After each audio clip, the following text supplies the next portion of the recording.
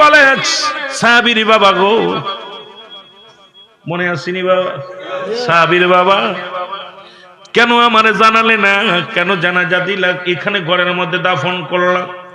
বলে হুজুর, এই যে চিঠিখানা, কাগজখানা পড়ে নবীজি কাঁদতে লাগলেন।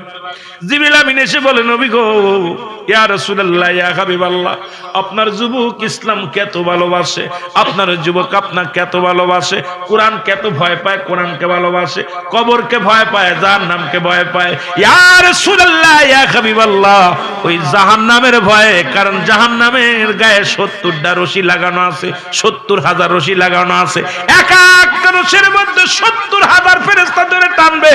জাহান্নামের গায়ের মধ্যে একটা গাছ লাগানো থাকবে, জাক্কুম নামে কাঁটাযুক্ত গাছ। এই গাছে ধরে ধরে মানুষগুলো গ্রাস করে ফেলবে, খেয়ে ফেলবে। নবী গো, এই ভয়ে আপনার যুবক জীবন দেয়া গেছে, ইজ্জত দেয় নাই। নবী গো, আমার নবী ওখান থেকে উঠে রওনা হয়ে গেল গো ওই যুবতীর বাড়ি। নবীজি বাড়ির সামনে যে দাঁড়াইলেন, যুবতী টের পাইছে নবীজি আসছে। যুবতী ডাকতে বলে, ইয়া রাসূলুল্লাহ, ইয়া হাবিবাল্লাহ, আমি অমুসলিম, আমি মুসলমান নয়। তবে নবী গো, ইসলাম ধর্ম যে জিনা করে না, মুসলমান যে জিনা করে না, মুসলমান যে ব্যভিচার করে না, মুসলমান যে নারী পিপাসিত না, মুসলমান যে নারী সতীত্ব পাহারা দেয়, নবী গো আমি তার প্রমাণ। নবী গো, ইয়া রাসূলুল্লাহ, ইয়া হাবিবাল্লাহ, এত চেষ্টা করেছিলাম আপনার যুবকের সঙ্গে জিনা করব, আপনার যুবককে আমি আলিঙ্গন করব। ইয়া রাসূলুল্লাহ, ইয়া হাবিবাল্লাহ, আপনার যুবক জীবন দিয়ে গেছে, একবার আমার দিকে তাকায় নাই। নবী গো, আপনি দয়া করে মায়া করে আমাকে একটু কালেমা পড়ায় দেন। আমি আর মুসলিম থাকতে চাই না, আমি মুসলমান হয়ে যেতে চাই, কারণ মুসলমান নারী সতীত্ব পাহারা দেয়। আর আজকে আমাদের দেশের মৌলবীরা দাড়ি টুপি মাথায় দিয়া পরের বউ নিয়ে চলে যায়। আমার দেশের অসংখ্য মৌলবীরা বলাৎকার করে মাদ্রাসায়, শত শত বাদান। গত মাসে রিপোর্ট দেখেছিলাম, এর মুসলমান 3 মাসে 916 জন বলাৎকার ধরা পড়ছে।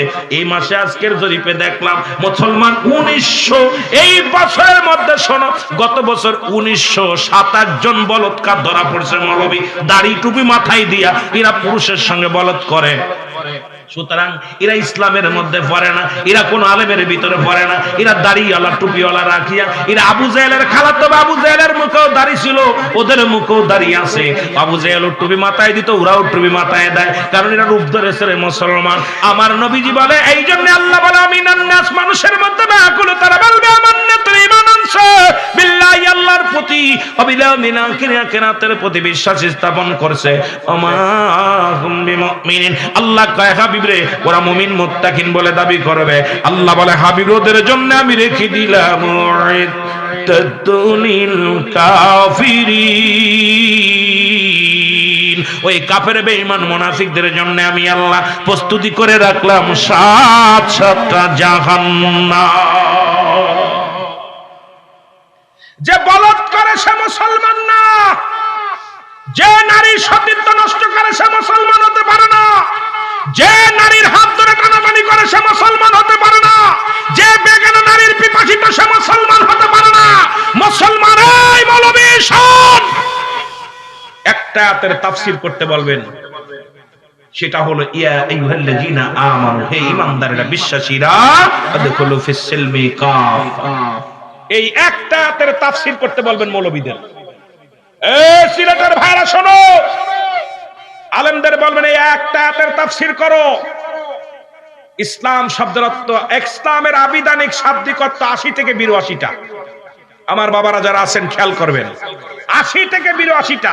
ইসলাম মানে আত্মসমর্পণ, ইসলাম মানে নিজে না খেয়ে অন্যরে খাওয়ানো, ইসলাম মানে নিজে না ঘুমানোর ঘুম পাড়ানো, ইসলাম মানে একত্ববাদ, ইসলাম মানে শান্তি, ইসলাম মানে নিজে না ঘুমানোর ঘুম পাড়ানো, ইসলাম মানে নিজে দুঃখে থেকে অন্যের সুখে রাখা।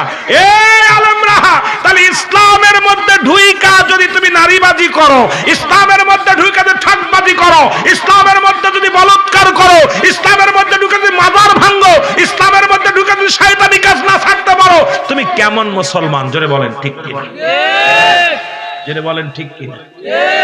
এই একটা আয়াতের তাফসীর করতে বলবেন। বলারদের বলবেন, হুজুর আপনার এত ওয়াজের দরকার নেই, একটা আয়াতের তাফসীর করেন, বেশি দরকার নাই, এই ইসলামের এই আবিধানিক শাব্দিক অর্থটা বলেন। মৌলবী ধরা পড়ে যাবে। আপনি গীবাত করবেন, নিন্দা করবেন, সম্ভব নয়, কারণ এই আয়াতটাই বলে দেয় ইসলাম, হে ঈমানদার বিশ্বাসীরা। যদি বলতে ইয়া আইয়ুহান নাস, নাচ বলে না আল্লাহ, নাচ বলে না। এই জন্য ওই মানুষের ভিতরে ভেজাল আছে বিলে, ধরেন একটা আমলিক একটা বিএনপি, মানুষের ভিতরে ভেজাল আছে, এই জন্য আল্লাহ কয় নাচ বলেন। আল্লাহ বলছে ইমানদার, ওর মধ্যে মানুষের মধ্যে একদল আছে আমার দলের লোক, আর আমার দলের লোক যারা, এরা দুনিয়ার মধ্যে ফাহিশা কাজে লিপ্ত হবে না কোনোদিন। তারা জোরে বলেন ঠিক কিনা, আরো জোরে বলেন ঠিক কিনা। এর দুর্নীতির ওই জাকরায় বসে জাহির করে জ্ঞান, কলম দিয়া কামাই টাকা, কলম দিয়া কামাই টাকা, আবার ধরে সাধুর ভানোরা, শিক্ষিত শয়তানোরা, শিক্ষিত শয়তানোরা। একটু জোরে জোরে বলা যাবে না, ওরা শিক্ষিত শয়তান, ওরা হলো জাতির নাকি মহামারী মহাতন, ফাইলে কলম ঠাকাইয়া চালায় ওরা নির্যাতন। ঠিক কিনা, ঠিক কিনা।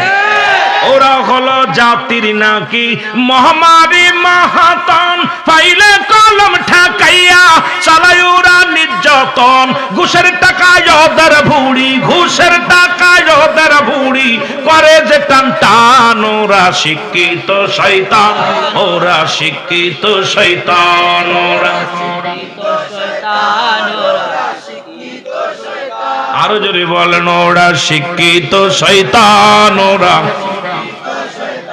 আবার স্কুল কলেজের দিকটা ভাই দেখো না চোখ মেলিয়া, মেয়েরা সব বই ছাড়িয়া এত শুধু প্রেম লইয়া। ঠিক না। আবার স্কুল কলেজের দিকটা ভাই দেখো না চোখ মেলিয়া, ছেলেরা সব বই ছাড়িয়া এত শুধু প্রেম লইয়া।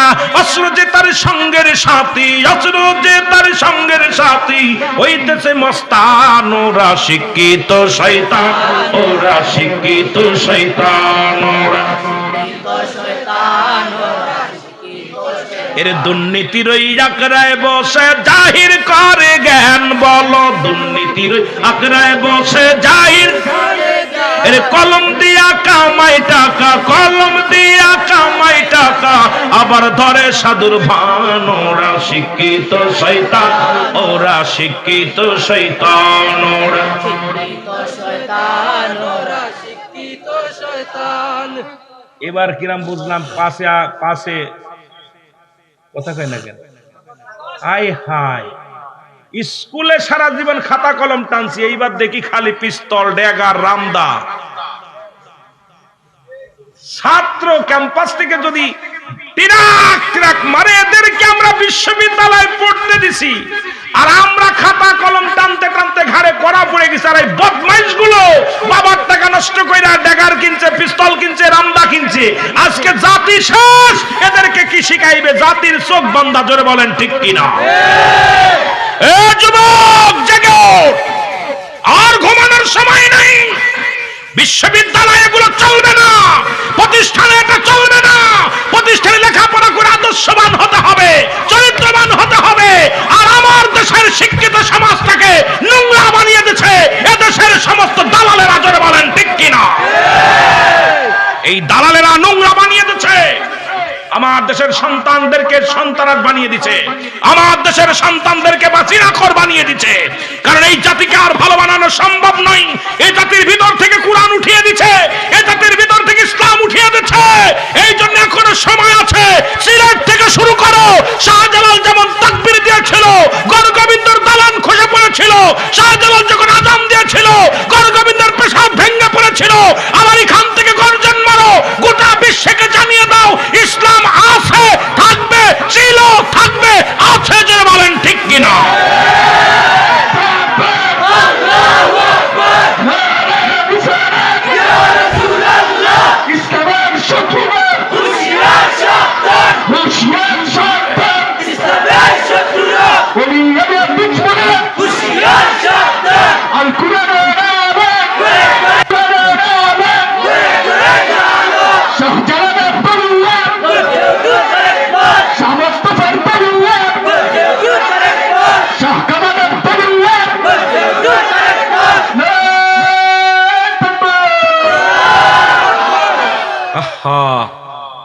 কোথায় আমি বিবেচনা করে দেখছি দীর্ঘদিন, আপনারা যারা শিক্ষিত সমাজ আছেন, আমার জ্ঞান দ্বারা আমি পাইছি আমার দেশে কৃষক দুর্নীতিবাজ না, আমার দেশের ভ্যান চালক রিক্সা চালক দুর্নীতিবাজ না, আমার দেশে রাঘব বোয়াল, আমার দেশের দুর্নীতিবাজ বিদেশ থেকে ডিগ্রি আনা পর যাদেরকে চেয়ারে বসাইছি এরাই হলো ঘুষখোর।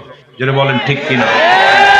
বিদেশ থেকে পিএইচডি করায় যাদেরকে চেয়ার দিছি তারাই হলো সুদখোর। যদি বলেন ঠিক কিনা? বিদেশ থেকে পিএইচডি ডক্টরি করে এসে যারা অপারেশন করে না টাকার কাছে বিক্রি হয়ে গেছে। এই জন্য আমার বিবেচনায় দেখেছি আমার দেশের কৃষক, আমার দেশের ভ্যান চালক, আমার দেশের রিক্সা চালক, আমার দেশের দিনমজুরি মানুষ দুর্নীতিবাজ না। আমার দেশে 90 আপনার প্রায় 99% শিক্ষিত সমাজে দুর্নীতি। জোরে বলেন ঠিক কিনা? কারণ আমরা সেই সুশিক্ষায় শিক্ষা দিতে পারি নাই, জাতিকে সুশিক্ষায় শিক্ষা দিতে পারি নাই। এই জন্য আমি দাবি করব আপনাদের কাছে যে সিলেট জেলা পবিত্র জেলা, আমরা বলি শাহজালালের পুণ্যভূমি। আপনারা কি মানেন জানি না, তবে আমরা যখন, আমি আগেই বলছি ঢাকা থেকে 250 কিলো দূরে আমার বাড়ি, কারণ আমি একটা প্রতিষ্ঠান চালাই মা আমেনা সিদ্দিকিয়া মডেল মাদ্রাসা, এতিমখানা। আমার অসংখ্য ছেলেরা তাদেরকে এই দায়িত্ব নিয়ে আমি বুকে ধরে তাদেরকে নিয়ে বেঁচে আছি। ওই সন্তানদের মুখের দিকে তাকায়। কিছুদিন আগে আমি ঢাকাতে মাসুম দেওয়ানের একটা বৃদ্ধাশ্রম করতে গেছিলাম, আপনার কি উদ্বোধন করতে গেছিলাম। প্রথম শুরু করবে বিশাল, উনি প্রায় 5 লক্ষ টাকার গরু জবাই করছে, বিশাল ধনী, উত্তরা মাসুম দেওয়ান হাউস বিল্ডিং এর মালিক। ভালো করে মুখস্থ করেন, মিডিয়ায় যাচ্ছে তো। এত কোটি টাকার মালিক, কত টাকার মালিক নিজেও বলতে পারে না। উত্তরা মাসুম দেওয়ান হাউস বিল্ডিং এর মালিক, কথা বুঝেন? উনি 10টা বৃদ্ধাশ্রম আছে, 10টা। তো এই প্রথম যখন আমার অত্যন্ত ওনার ফ্যামিলিগত আমার এত ভালোবাসে, সবাই আমার মনে হয় না জানে চাইতে বেশি ভালোবাসে, কথা বুঝেন? অত্যন্ত ভালোবাসে। যদি কিছু হয় আমার রাত নেই দিন নেই দোয়া, হুজুর দোয়া করেন। প্রায় রাত্রে হুজুর বা কোথায় আছেন ভাইজান অমুক জায়গা, একটু দোয়া করেন, আমি বিপদে আছি। এইরকম হুজুর আপনার সাথে কথা কইলে আমার পিসারের ওষুধ খাওয়া লাগে না, পিসার সেরে যায়। সুবহানাল্লাহ। এত ভালোবাসে আমাকে অন্তর থেকে। তো এই মাসুম দেওয়ান ওনার ওই উত্তরে একটা বিশাল একটা 3তলা বিল্ডিং করে ওটায় বৃদ্ধাশ্রম করছে। আমি প্রথম দিন যায়া দেখছি প্রায় 17-18 জন বৃদ্ধ আসছে, মহিলা পুরুষ। তার ভিতরে 5-7টা দেখলাম বাবা বড় অফিসার, ওনার ছেলে লন্ডন, ওনার ছেলে আমেরিকা, উনি ছিল পুলিশ অফিস, উনি ছিল বড় অফিসার, উনি মন্ত্রণালয়ের বড় অফিসার ছিল, এরপরে সচিব ছিল, এখন বৃদ্ধাশ্রমে দিন কাটাচ্ছে। আমি জিজ্ঞাসা আপনাদের অবস্থা কেন? ভাইজান আমাদের নসিবের দোষ, কপালের দোষ, সন্তান মানুষ করতে পারিনি, অমানুষ হয়ে গেছে। যদি মানুষ করতে পারতাম আজকে এখানে থাকতাম না, কারণ আমাদের কপাল। এই জন্য তা দ্বারা বোঝা যায় আমার দেশের জাতিকে এমন একটা জায়গা নিয়ে গেছে। উস্তাদের প্রতি শ্রদ্ধা নাই, শিক্ষকের প্রতি শ্রদ্ধা নাই, বাবা মায়ের প্রতি শ্রদ্ধা নাই। আজকে এই জন্য ছোট্টবেলা শুনছি মানুষ হতে হবে, বাবা মা বলতো, বাবাই বলতো মানুষের মতো মানুষ হতে হবে, দাদাই বলতো মানুষের মতো মানুষ হতে হবে, ভাই বলতো মানুষের মতো মানুষ হতে হবে, শিক্ষক বলতো মানুষের মতো মানুষ হতে হবে। আমি মনে মনে ভাবতাম এই কথা বলে কেন, আমি তো মানুষই, গরু তো না। কথা কেন, মানুষ না আপনারা? কথা বলেন না কেন? এখন বুঝি কেন মানুষ হতে বলেছিল। আগে বুঝি নাই, এখন বুঝি। আজকে বিদেশ থেকে ডিগ্রি নিয়ে আসে পিএইচডি করে ডক্টর হয়েছি। আজকে অপারেশন করি না টাকার জন্য, টাকা না হলে আপনার সিএমএস এর রেখা, আপনার লাইফ সাপোর্টের রেখা, মরা মানুষ রাইখা 10 দিন 12 দিন রেখে দিচ্ছে টাকার জন্য। জোরে বলেন ঠিক কিনা? এরা কি মানুষ না মানুষ? জোরে বলেন। মানুষ কেন মানুষ হতে বলেছিল আজকে বুঝি। এরপরে এই বছর এসএসসি পাস করাইছে 300 ছাত্র, দেখছেন পরীক্ষা টরীক্ষা দেয়নি, তাদের অটো পাস করাই দেওয়ার কথা কই টাকা নিচ্ছে একজনের কাছে 5,000-7,000 করে, সব করে ফেল করছে। বলছে প্রিন্সিপাল স্যার আমাদের বলছে যে আমাদের পাস করাই দিবে। যে শিক্ষক টাকার কাছে ছাত্রদের বিক্রি করে দেয়, এই সমস্ত শিক্ষক মানুষ না মানুষ? যারা বলেন মানুষ কা মানুষ? যারা ডিগ্রি নিয়ে আজকে এই চেয়ারে বসে যারা ঘুষ খায়, এরা মানুষ কা মানুষ? যারা বলেন। আমার দেশের কিছু অমানুষ পুলিশ আছে, এই জানোয়ার মার্কা কিছু পুলিশ আছে, হয়তো আমার পথে ধরবে, অ্যাটাক করবে, আমার ড্রাইভারের কাছ থেকে 20 টাকা পর্যন্ত ঘুষ খায়। কথা বলছেন নাই? কয় রাত্রে আইসুস কেন? এই আবার অনেক পুলিশ আছে তাহাজ্জুদের নামাজ পড়ে। যেটা বলেন ঠিক কিনা? তাহাজ্জুদের নামাজ পড়ে। এই অমানুষগুলোর বাপ মা হারাম খাওয়ালো। এক বালতি দুধের ভিতরে যদি একটু সোনা পড়ে, দুধটা নষ্ট হয়ে যাবে না ভালো থাকবে? ভালো থাকবে? নষ্ট হয়ে যাবে। এই জন্য আমার দেশে ভালো সন্তানদের মধ্যে ভুতুম ফেসা লাগছে। এই ভুতুম ফেসাগুলো বদলাইতে হবে। এই অবাধ কাজকে পৃথিবীর মধ্যে ঘুষখোর পুলিশগুলো বদলে করাইতে হবে। এই ঘুষখোর অফিসারগুলো বদলাইতে হবে। দুর্নীতি থেকে বাঁচতে হয়, আমার দেশের এই সমস্ত দুর্নীতিবাজ অফিসার, দুর্নীতিবাজ শিক্ষক, দুর্নীতিবাজ পুলিশ, দুর্নীতিবাজ মাস্টার, দুর্নীতিবাজ মাওলানা, দুর্নীতিবাজ মৌলবী, দুর্নীতিবাজ যত যা আছে এদেরকে একবারে বদলায় দিতে হবে। জোরে বলেন ঠিক কিনা?